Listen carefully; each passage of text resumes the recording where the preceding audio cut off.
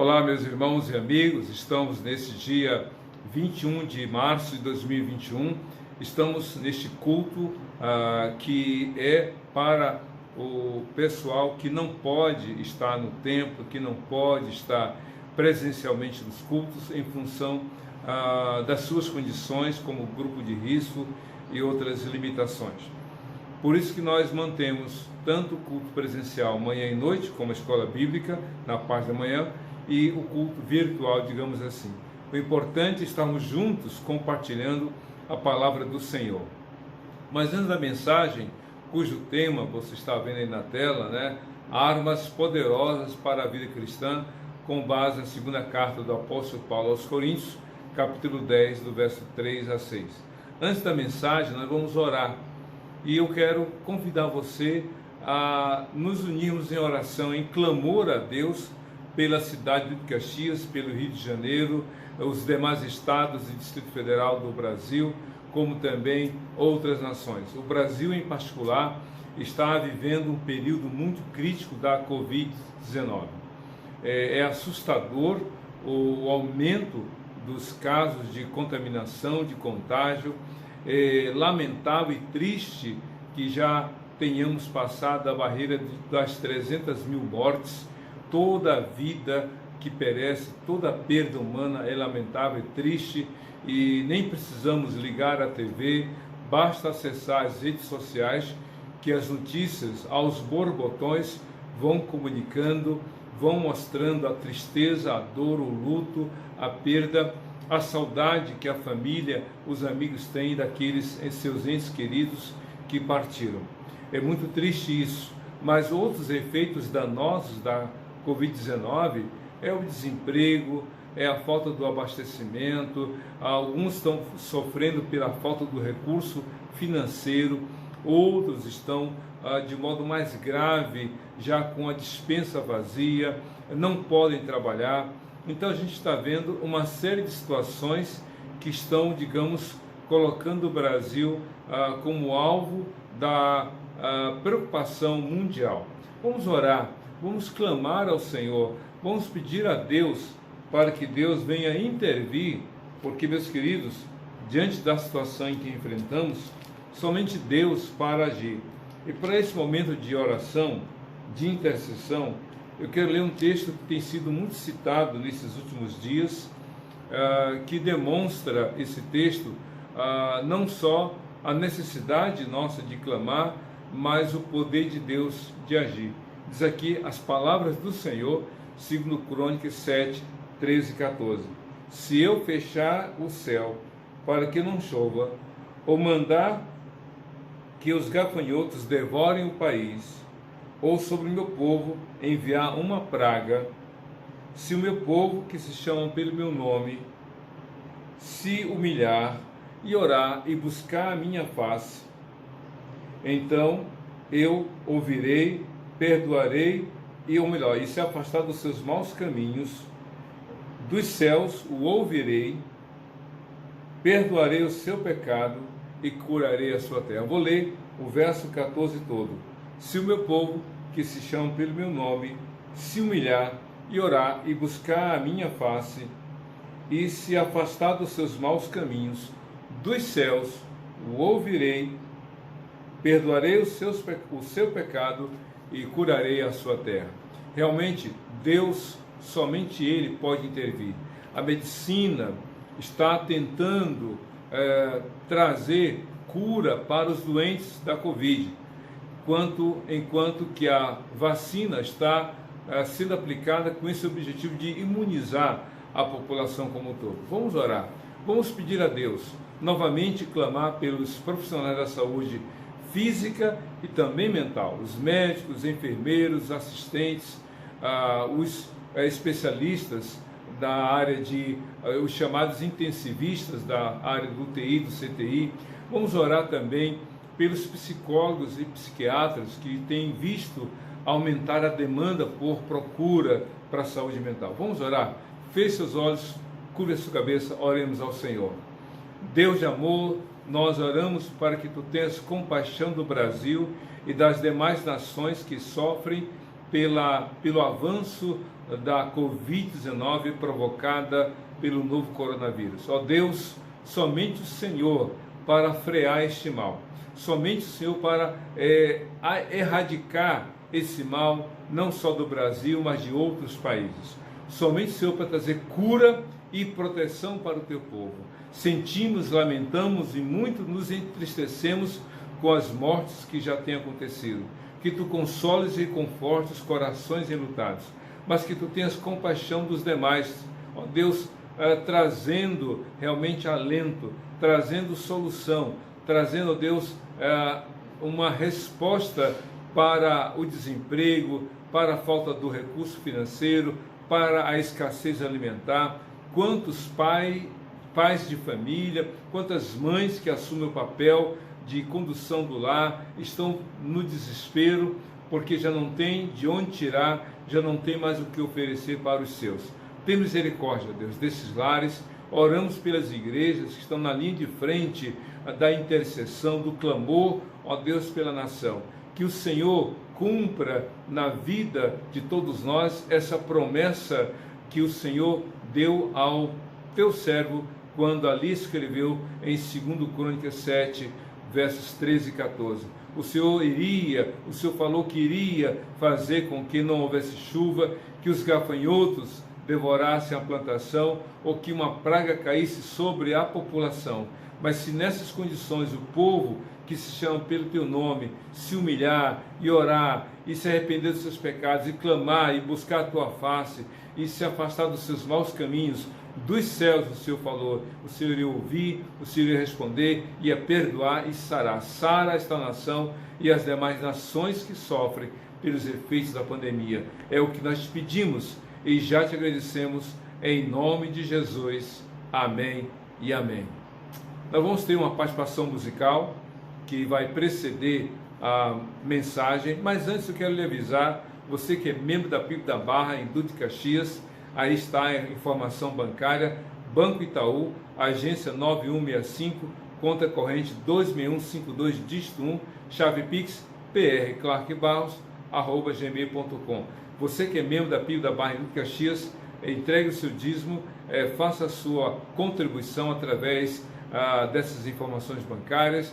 Mas se você não é membro da PIB da Barra, em Duque de Caxias, e quer somar, porque estamos em obra, estamos reformando o espaço, já colocamos o piso, já compramos o projetor, estamos fazendo reparo das paredes, pintando também as paredes e a grade, e a sua ajuda muito será bem-vinda para somar com a nossa aqui para fazer a obra de Deus.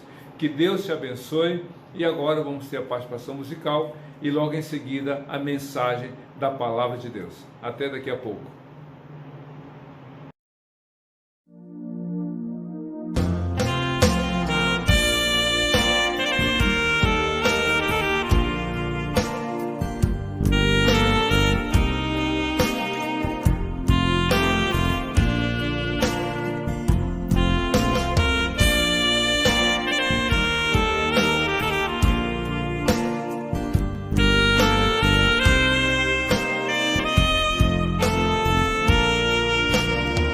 Senhor meu Deus, quando eu maravilhado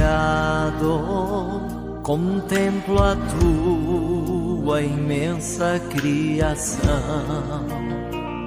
a terra e o mar e o céu todo estrelado, me vem falar da tua perfeição.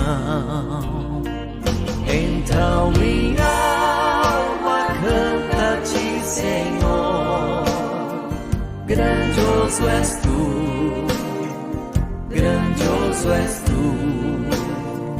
Então minha alma canta-te, Senhor, grandioso és tu, grandioso és tu. Quando as estrelas estão de mim distantes, vejo a brilhar com vívido esplendor.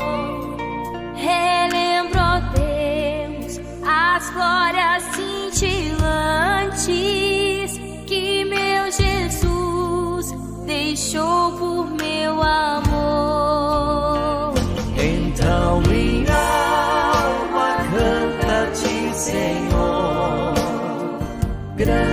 grandioso és tu, grandioso és tu. Então minha alma canta-te, Senhor. Grandioso és tu, grandioso és tu. Olho as florestas murmurando ao vento, e ao ver que tu plantastes cada pé, recordo a cruz, o lenho tão cruento, e no teu filho afirmo a minha fé. Então minha alma canta-te, Senhor. Grandioso és tu, grandioso és tu. Então minha alma canta-te, Senhor. Grandioso és tu, grandioso és tu.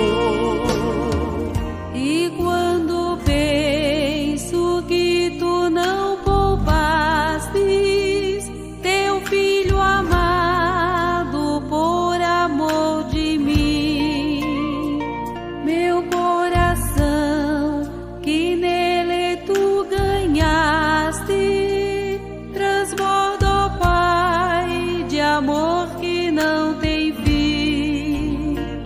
Então minha alma canta-te, Senhor. Grandioso és tu, grandioso és tu. Então minha alma canta-te, Senhor. Grandioso és tu, grandioso és tu.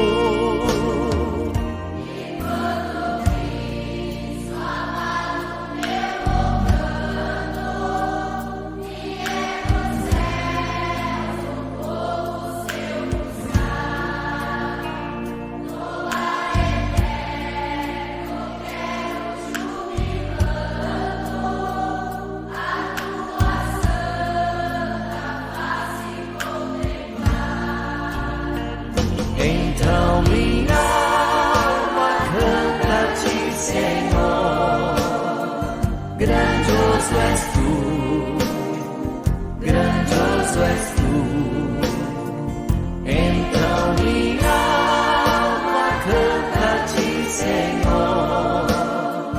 Grandioso és tu, grandioso és tu.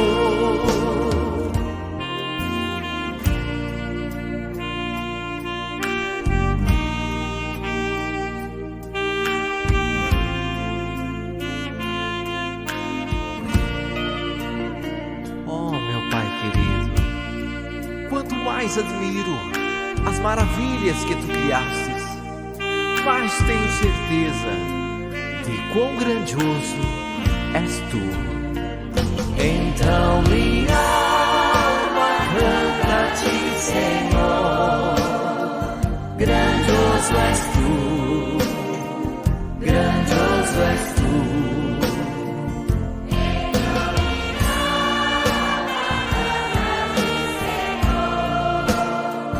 Grandioso és tu, grandioso és tu.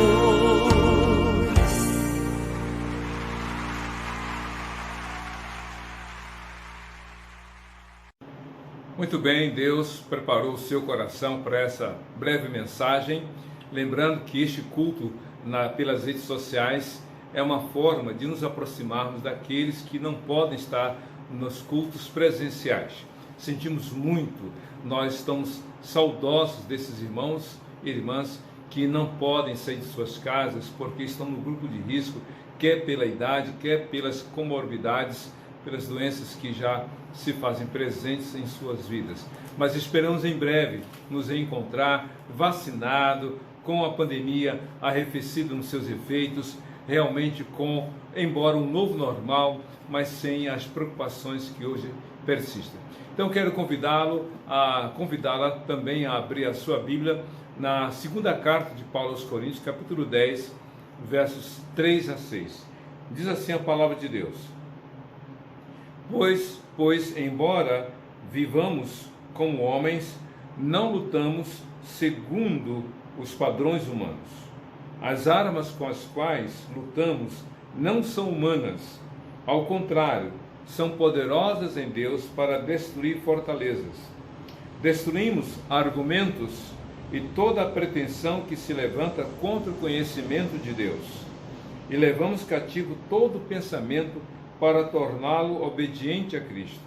E estaremos prontos para punir todo ato de desobediência, uma vez estando completa a obediência de vocês. Esse tema dessa reflexão, armas poderosas para a vida cristã, pode parecer um tanto quanto meio belicoso na sua forma de colocação. Pode ser que alguns estejam com o olhar atravessado sobre esse tema. Poxa, falar sobre armas em pleno século XXI, como é que a gente pode imaginar esse tema para a vida cristã, armas poderosas para a vida cristã? Calma aí, deixa eu lhe explicar. É verdade que quando nós pensamos em armas, nós pensamos em luta. É claro que do contexto brasileiro, em pleno século XXI, a gente sabe que tem havido o aumento da violência, dos assaltos, dos furtos. A vida hoje está sendo banalizada em seu valor. Gente que morre por causa de um celular, um par de tênis, às vezes por questões fúteis, vidas se perdem. É claro que existem outras razões que infelizmente têm levado vidas a serem ceifadas deste mundo, mas é muito triste quando a gente vê o uso da arma com a intenção deliberada para atingir a vida do outro. Só que não é nesse contexto e nesse sentido que o texto que a gente acabou de ler está falando. É claro que a Bíblia está falando de luta, porque quando a gente pensa em estar armada, a gente vai para o confronto, vai para o fronte e para o confronto, vai para se defender, mas também atacar. Mas calma aí, vamos prestar atenção no texto. O apóstolo Paulo está falando de luta, sim, e nós enfrentamos lutas. Só que essa luta que o apóstolo Paulo apresenta nesse texto aqui, não é uma luta contra o outro, contra o vizinho, contra o patrão, contra o empregado, contra o gestor municipal, estadual, federal. Não é contra aquele que se coloca de modo oposto a nós, não. Até porque em Efésios capítulo 6, do 10 ao 18, o apóstolo Paulo fala sobre a armadura de Deus, e ele fala que a nossa luta não é contra carne e sangue, a nossa luta não é contra as pessoas, no sentido de ir para o embate entre as pessoas, não é nesse sentido. Ele fala de uma luta espiritual. É nesse sentido que o texto aqui está apresentando. Essas armas, portanto, são armas que devem ser usadas e estão disponíveis para você, para mim, para todos nós, diante das lutas que enfrentamos. Alguns dizem, e tem até um livro que deu talvez origem a essa frase, que viver é matar um leão por dia. Eu me lembro de um livro, não me lembro agora o autor nem o título, mas eu vi a capa do livro, um leão. E aí aquela frase famosa, essa frase, matar um leão por dia. Mas talvez para algumas outras pessoas viver cada dia é como ter a obrigação de matar 10 leões por dia, diante do tamanho dos desafios, das adversidades e dificuldades que enfrentamos. Porém, o apóstolo Paulo está falando sobre a vida. A nossa luta é espiritual. Paulo reforçou exatamente isso quando escrevendo a carta aos Efésios e também na carta aos Coríntios, nessa parte que nós lemos aqui na segunda carta. É interessante nós observarmos esta frase aí do nosso tema, as armas poderosas para a vida cristã. Um detalhe interessante está aqui no versículo 3, ou versículo 3, que ele diz assim: pois embora vivamos como homens, não lutamos segundo os padrões humanos. É interessante essa frase porque Paulo deixa muito claro essa distinção, ou muito clara essa distinção entre a vida humana e o padrão da vida cristã. Nós vivemos neste mundo, mas a forma de lidarmos com as dificuldades, de enfrentarmos as diversidades, a forma de nos colocarmos no campo de batalha das lutas da vida cristã, não segue o mesmo padrão. A gente sabe que algumas pessoas dizem, quando há um desabafo, né, de uma mágoa, de um ressentimento, a pessoa, se eu fosse você faria isso, eu iria lá, apontaria o dedo, colocaria dedo em riste, ou então, se eu fosse você, me vingaria, puxaria o tapete também, faria uma fofoca, uma maledicência, se eu fosse você, eu faria isso, usaria isso, aquilo, outro. O apóstolo disse, olha, calma aí, não. Embora vivendo como homens, não lutamos segundo os padrões humanos. Isso é muito interessante. As armas poderosas para a vida cristã não são armas que seguem um padrão humano. Não são armas semelhantes às que as outras pessoas usam. Não são armas iguais às que as pessoas estão acostumadas a usar. Isso nos faz lembrar de Davi e Golias. Quando Davi foi lutar contra Golias, ele falou aos seus próximos ali, a notícia chegou a Saul, Saul chamou e Saul tentou dissuadi-lo daquela luta, porque na visão de Saul, Davi iria morrer de forma vexatória, vergonhosa, e aí então disse, não, eu vou lutar porque Deus quer que eu lute. Ele me deu vitórias contra o urso-leão, vai me dar vitórias contra esse incircunciso filisteu. E aí, diante dessa persistência de Davi, Saul tira a arma dele, a armadura, aquela roupa, e aí disponibiliza para Davi. Davi tenta usar, e aí tem uma comparação. Saul era o mais alto entre os homens, e Davi talvez fosse o mais baixo candidato em estatura para lutar contra Golias. Obviamente que a roupa de Saul não daria em Golias, mas interessante o que Davi fala, eu não posso usar essa tua armadura porque não estou acostumado com isso. Eu sou pastor. E então ele vai até o ribeiro, pega 5 pedras, 5 seixos, coloca na bolsa de pastor e vai com seu cajado e a sua funda, a tiradeira contra Golias. Fora dos padrões, fora daquilo que seria o normal, o aceitável, o ponderável, ainda que uma vitória estivesse muito longe de acontecer. Paulo disse, embora vivendo como homens, não lutamos segundo os padrões humanos. É como se Paulo dissesse, estamos na terra, com os pés no chão, mas o nosso coração está em Deus. Nós estamos cientes das dificuldades que enfrentamos, mas quem nos dá as diretrizes é o Senhor. É interessante quando há uma guerra, mas hoje mesmo, numa guerra onde a tecnologia é muito mais utilizada, eu me recordo que quando houve a guerra entre os aliados e o país ali da Arábia, do Iraque, uma das primeiras coisas que foram feitas foram destruir a pista de pouso e as torres de comunicação e as antenas de comunicação. Ou seja, cortando a comunicação, o soldado que está na linha de frente perde a orientação. E isso que Satanás quer fazer. Ele quer cortar a sua comunhão com Deus. Ele quer cortar a sua comunhão com o Senhor. Ele quer deixá-lo distante da palavra de Deus.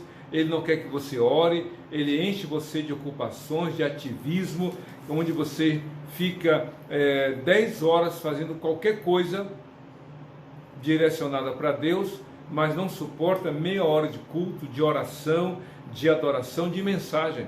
É impressionante. Pode ficar 10 horas, de 10 da noite até manhã cedo, louvando, cantando, pulando, saltitando, mas ficar esse tempo todo de joelhos orando, é demais. Entende isso? Paulo diz, embora vivendo com homens, não lutamos segundo os padrões humanos. E por que ele fala isso? Porque ele fala das armas. Se as armas não são humanas, logo os padrões também não são humanos. Se nós cremos que Deus dá a diretriz, a orientação para cada um de nós, então os recursos também são dele. É por isso que ele diz aqui no versículo 4, as armas com as quais lutamos não são humanas. Não adianta.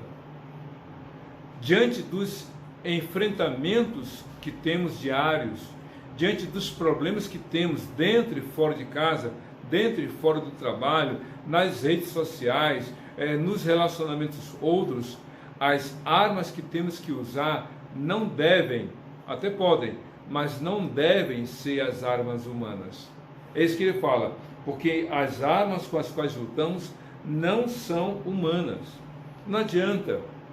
Quando eu falo armas aqui, quando Paulo fala armas humanas, ele está falando não só do material utilizado, mas também está falando do método utilizado. Isso mesmo. Porque armas humanas exigem métodos humanos. Naquela época, quais eram as armas usadas no confronto entre as guerras? Era o escudo, era a lança, era a adaga, era o dardo. Então essas armas eram usadas uns contra os outros. Aí Paulo disse, não, na luta que nós enfrentamos, as armas que usamos não são humanas. Logo, não devemos seguir os padrões humanos. Meu querido, não use os padrões humanos nas lutas diárias que você enfrenta. Eu vou me vingar, eu vou mostrar com quantos paus se faz a canoa, eu vou dar o troco, te vejo na esquina, hoje eu sou cauda, amanhã eu vou ser cabeça, amanhã eu vou te pisar, você me pisou, eu vou te pisar, você me ofendeu, eu vou te ofender, você me traiu, eu vou te trair, você me enganou, eu vou te enganar. Que isso? Isso é comum entre as pessoas que não têm o temor a Deus em sua maioria. O apóstolo Paulo, em Romanos capítulo 12, ele diz isso: amados, não se vinguem, deixem com Deus. Por isso, se teu inimigo tiver fome, dá de comer, se tiver sede, dá de beber, e fazendo isso, amontoarás brasas vivas sobre a sua cabeça. Não se deixe vencer pelo mal, mas vença o mal com o bem. Então, que armas são essas? E ele coloca aqui no verso 4 de 2 Coríntios capítulo 10. As armas com as quais lutamos não são humanas, ao contrário, são poderosas em Deus. Essas armas são poderosas em Deus. É claro que nesse texto ele não detalha, ele não pormenoriza, ele não especifica que armas são essas. Mas só pelo fato dele falar que são armas poderosas em Deus, isso quer dizer que essas armas são espirituais. São armas que vêm de Deus. São armas que procedem de Deus.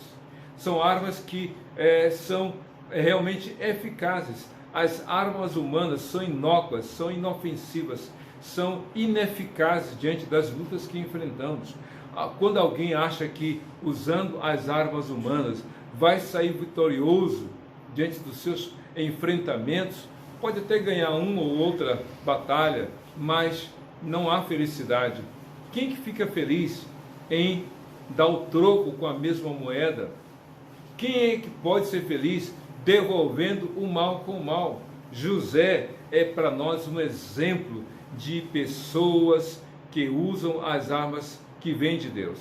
Quando ele estava lá como segundo no Egito, só acima dele o faraó, ele poderia ter trucidado, debochado, poderia ter se vingado, colocado seus irmãos em situação vexatória, etc, etc. Mas ao contrário, porque Deus agiu na vida dele, José aproximou-se dos seus irmãos, a reconciliação.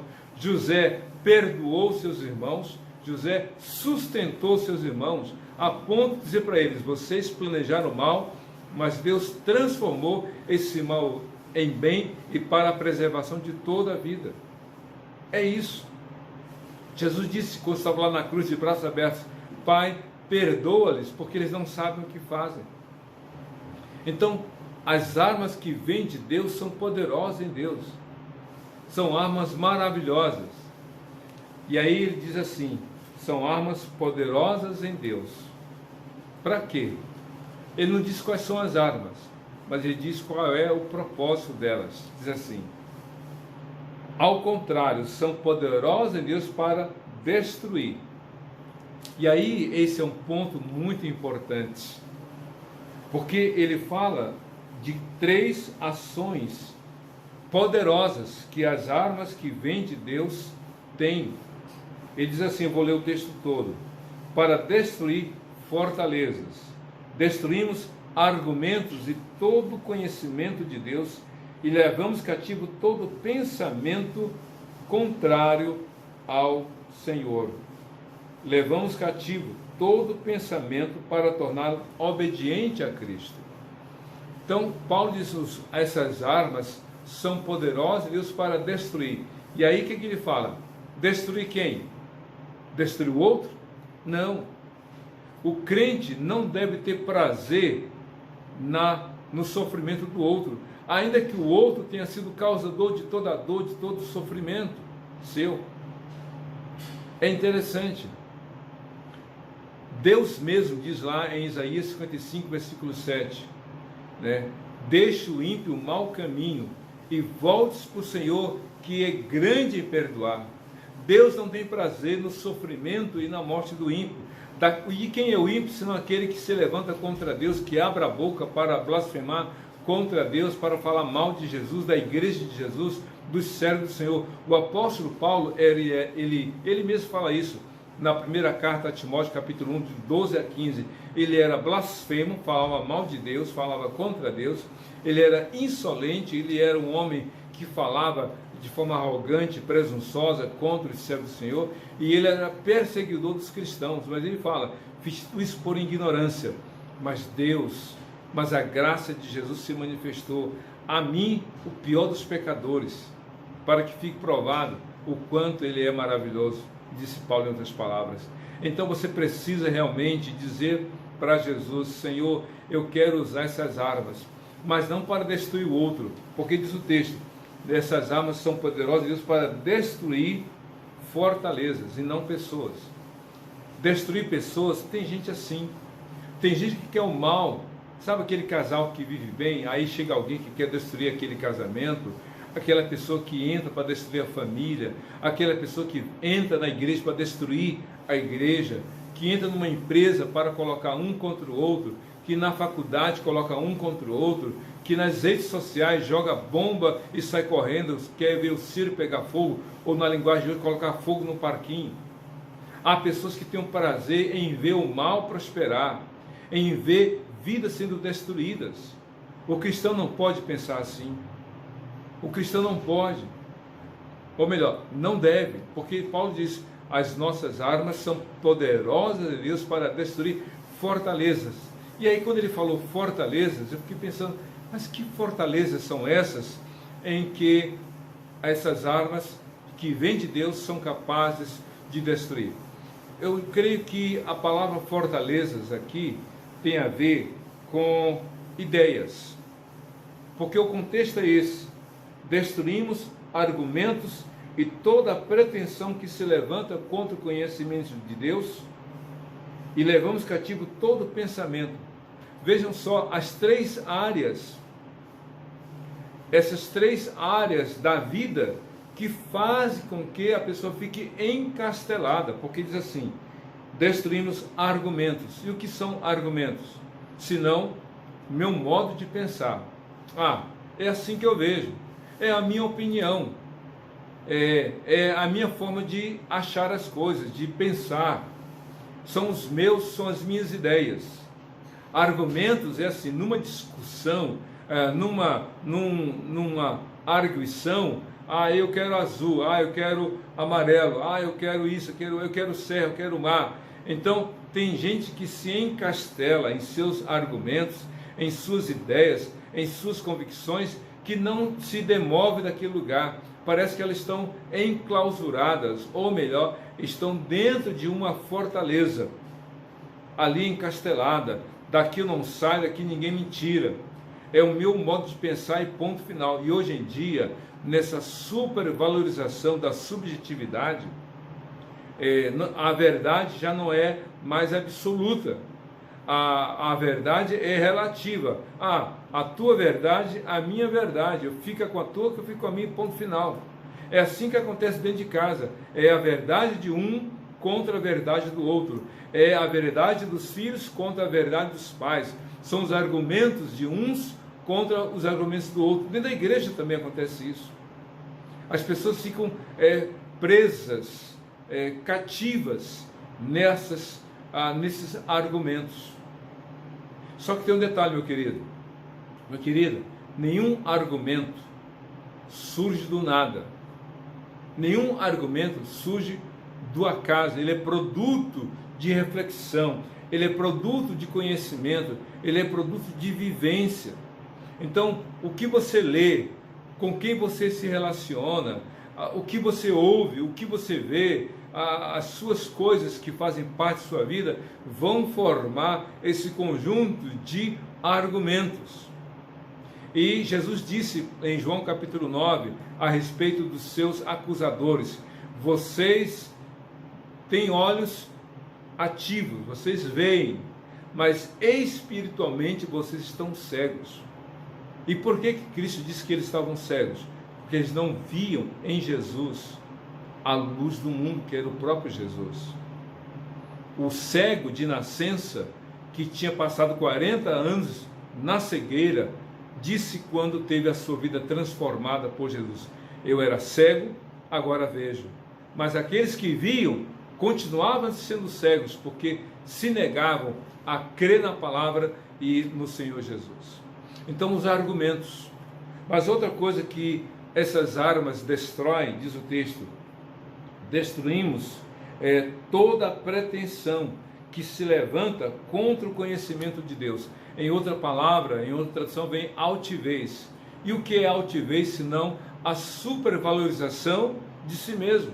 Uma pessoa altiva é uma pessoa orgulhosa, uma pessoa que acha que já sabe tudo, que conhece tudo, que não precisa aprender. São verdadeiros poços de autoconhecimento, mas que não se permitem aprender mais. Uma vez eu estava ensinando alguns alunos sobre a arte da pregação e falei para eles, no meio da audiência, ou seja, o público que vai ouvir vocês vão encontrar pessoas como girafas. Ele: como assim, professor? Sim, as girafas, que podem chegar a mais de 7 metros de altura, comem dos brotos das árvores mais altas, e a língua da girafa é tão grande que ela seria capaz de coçar o próprio ouvido com a língua, que é tão grande. E com a língua, ela enrola a língua nos brotos daquelas árvores e comem. Agora, no meio da audiência, além das girafas que se alimentam do alimento que está mais alto, há ovelhas que se alimentam da grama, ali embaixo. A ovelha não se alimenta dos brotos das árvores, porque não os alcança, e as girafas não se alimentam da grama, porque o que ela procura está lá em cima. Mas quando falei para eles, quando vocês forem pregar, não pense nas girafas, pense nas ovelhas. Mas por quê? Aí eu disse para eles: vocês já viram uma girafa bebendo água? A água não está lá em cima, a água está no chão. E quando a girafa vai beber água, o que ela faz? Ela abre as suas patas dianteiras num grande compasso e curva o seu pescoço enorme, e aí se abaixa o suficiente para beber daquela água que está naquela poça ou naquele rio. A girafa se alimenta, ou melhor, bebe da água, como a ovelha também. Então, quando vocês forem pregar, falem para as ovelhas, porque as girafas vão se humilhar a ponto de também beber daquela fonte. Jesus falou uma linguagem simples. A língua grega foi usada para o Novo Testamento, e segundo os estudiosos, o grego que foi usado foi o grego koiné, porque havia o grego clássico e o grego koiné. O grego clássico era o grego daqueles aristocratas da mais alta sociedade, do conhecimento científico da época cultural. E o grego koiné era o grego falado pelo povão. Pois é, de Mateus a Apocalipse, o grego foi o grego koiné. Mas um detalhe, o livro de João, dos 4 evangelhos, Mateus, Marcos, Lucas e João, o livro de João é aquele que usa o koiné do koiné, ou seja, a linguagem mais simples de todos os livros do Novo Testamento é o livro de João. Porém, o dos 4 evangelhos é aquele que maior conteúdo teológico tem, de maior profundidade, com maior simplicidade. Então, Paulo disse, as nossas armas são poderosas para destruir toda a altivez, todo orgulho, toda a presunção. Isso mesmo, tem pessoas que não descem do seu pedestal. São pessoas que se arvoram pelo conhecimento adquirido. O apóstolo Paulo disse, olha, o conhecimento humano só faz com que a pessoa se exalte. Mas o Espírito é que realmente é quebrantado, que Deus se agrada. Então, meu querido, essas armas são poderosas para destruir toda a altivez, toda a pretensão. Por isso é que a Bíblia diz que o homem não é salvo pelo seu conhecimento ou pelas obras que realiza, mas tão somente pela fé em Jesus.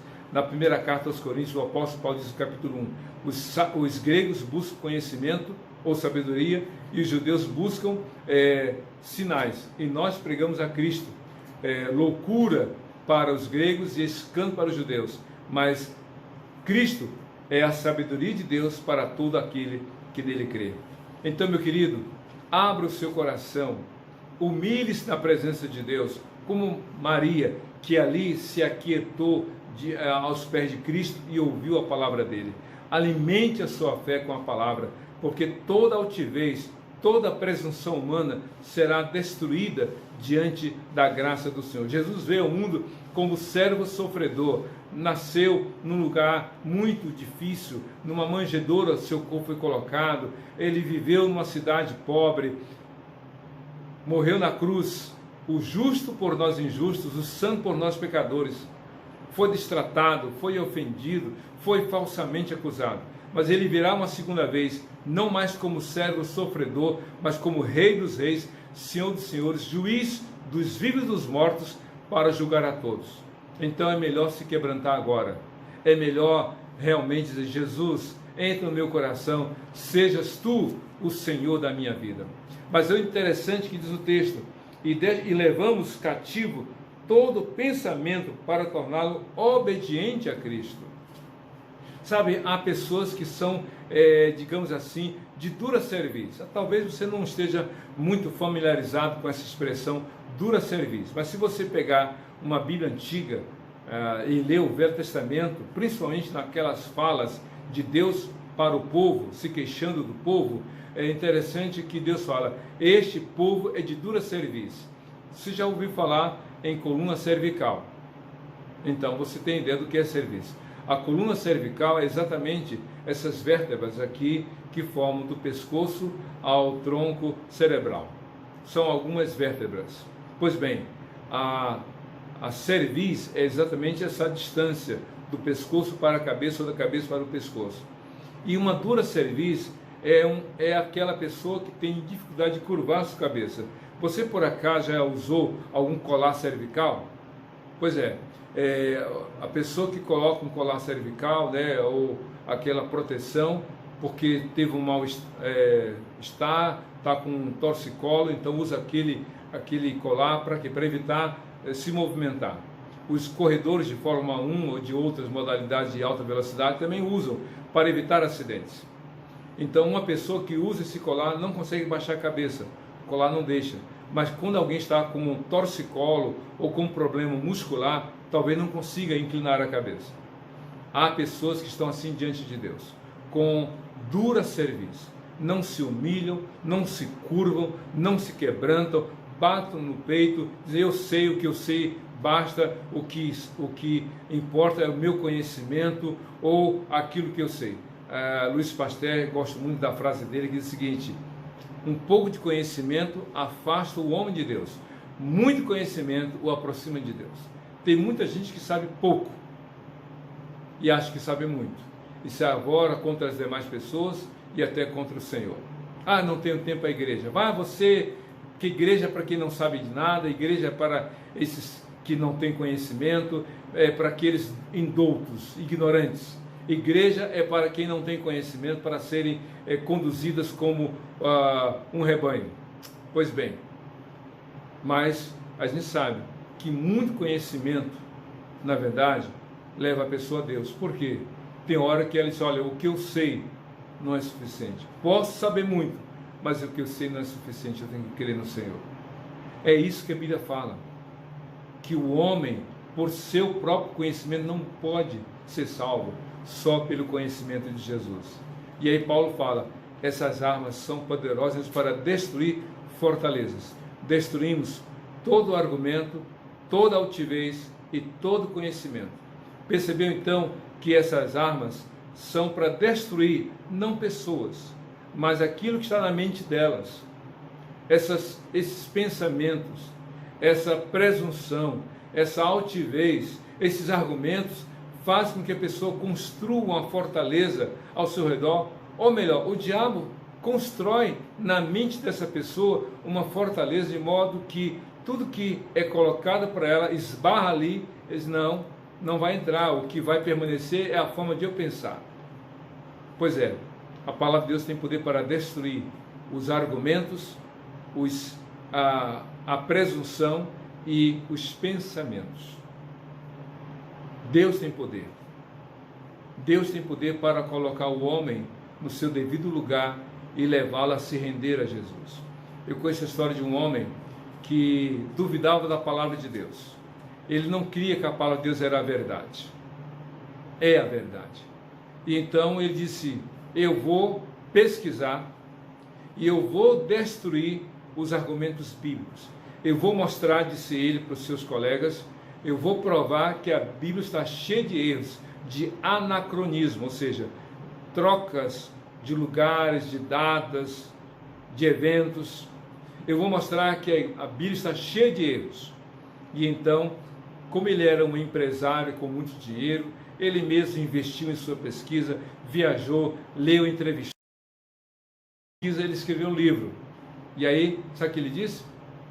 Nesse livro, ele colocou assim, ele disse, e a Bíblia tinha razão. Ele escreveu o livro dizendo que a Bíblia tinha razão. É isso que a Bíblia é, a verdade. Por isso que Paulo fala, essas armas são poderosas em Deus para destruir toda fortaleza, todo pensamento, todo argumento e todo conhecimento. Mas aí tem um detalhe interessante com o qual eu quero terminar essa reflexão. Armas poderosas para a vida cristã, a partir de um ato de obediência. Diz aqui o texto no versículo 6. E estaremos prontos para punir todo ato de desobediência, uma vez estando completa a obediência de vocês. É como se Paulo dissesse, essas armas estão aí para vocês, mas para vocês utilizá-la, vocês precisam obedecer. Vivam pela palavra, creiam na palavra, façam a vontade de Deus, e o Senhor dará a vocês a vitória com essas armas que vêm dele. Vamos orar? Eu quero convidá-la a orar nesse momento. Eu quero convidá-la a abaixar a sua cabeça, a fechar os seus olhos, dizer para Jesus, Jesus, eu quero usar essas armas, não para destruir pessoas nem reputações, acabar com casamentos e famílias, com empresas, com escolas, com amigos, não. Eu quero destruir tudo aquilo que se levanta contra o Senhor.